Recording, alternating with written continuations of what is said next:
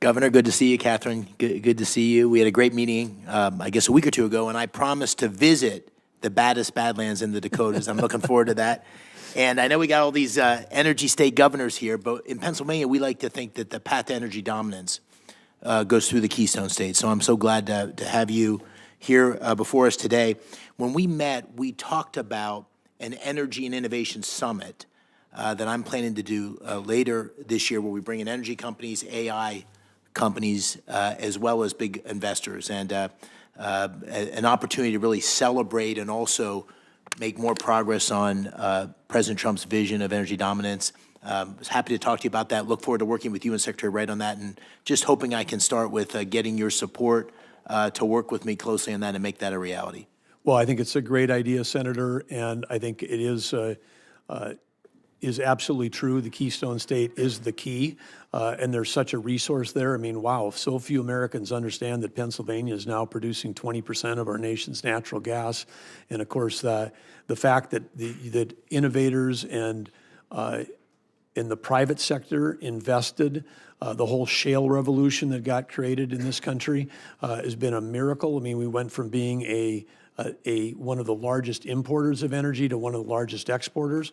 And at the time, in Russia, they ran a campaign with all of the psyops they have. We can't be naive. They pounded Europe for 10 years of getting everybody in Europe and Germany to shut down all their base load so they could buy natural gas from Russia. Then they invade Russia invades Ukraine, the price goes up, Russia makes bank like they've never made before, and they're funding a war against us. Germany then rushes to try to reopen their baseload power plants. They're doing all that. If America hadn't come to the rescue with LNG exports from our country to Western Europe, this thing could have escalated even beyond the tragedy that we see today in Ukraine. So couldn't agree more, and that really relates to my second question, which is Pennsylvania, as you mentioned, the second largest natural gas producer, and yet America's allies, even states across our great country, can't get access to LNG. So we need to really expand LNG exports. And it'd be a huge win and create a lot of great jobs for Americans, a lot of great jobs for Pennsylvania. So as chair of the National Energy Council, how will you work with the administration to increase natural gas production and new export terminals, get new export terminals online in places like Pennsylvania as quickly as possible?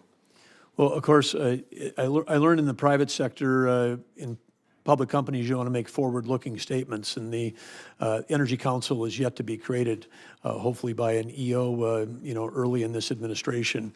But one thing I would say that's not a forward-looking statement, it's just a fact, and talked about it with Senator King. But we've got 80% of the homes in Maine are still heating their homes with heating oil. It's 41% in New Hampshire.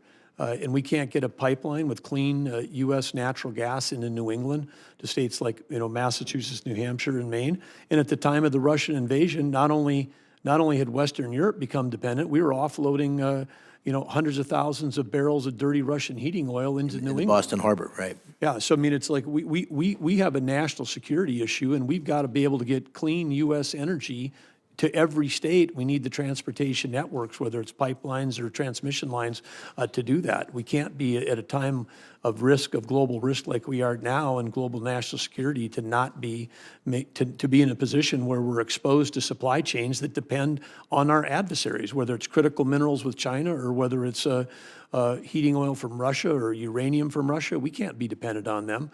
We've got the resources here. We need to develop them.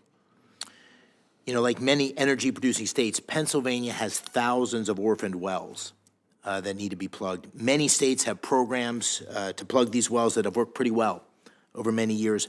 I'm concerned that the federal funding that's available for that's being held up for a number of these projects because of red tape. And so, as Secretary, will you streamline these requirements so states like mine can quickly access the much-needed funding to plug these wells? Well, this is I don't want to say a passion project because I'm passionate about a lot of things, but the federal legislation which was put in place during after the pandemic was modeled after something we created in North Dakota, and I want to thank Senator Hoeven, Senator Kramer for their work on doing that. Pennsylvania, of course, you guys have been producing in drilling oil wells since the 1880s. North Dakota's first one wasn't until 1951, so ours were all easier to track of. We've got ours down now in North Dakota to under 200. There are other states that have tens of thousands of abandoned orphan wells, and this is something from an environmental standpoint we've got to take care of. The technology's there, we can clean it up, and there's ways to do that, and it can be great for the local economy, great for reclamation. There's a way to do it. So I've got a lot of knowledge in this area, and you can count on my support to make sure that we've got a Look forward to working with you on take that. care of this. I mean, part of it, the U.S. can be energy dominant, but we have to maintain the path which we're on. We do it cleaner, safer, and smarter than anybody else in the world, and we have to maintain that. Thank you.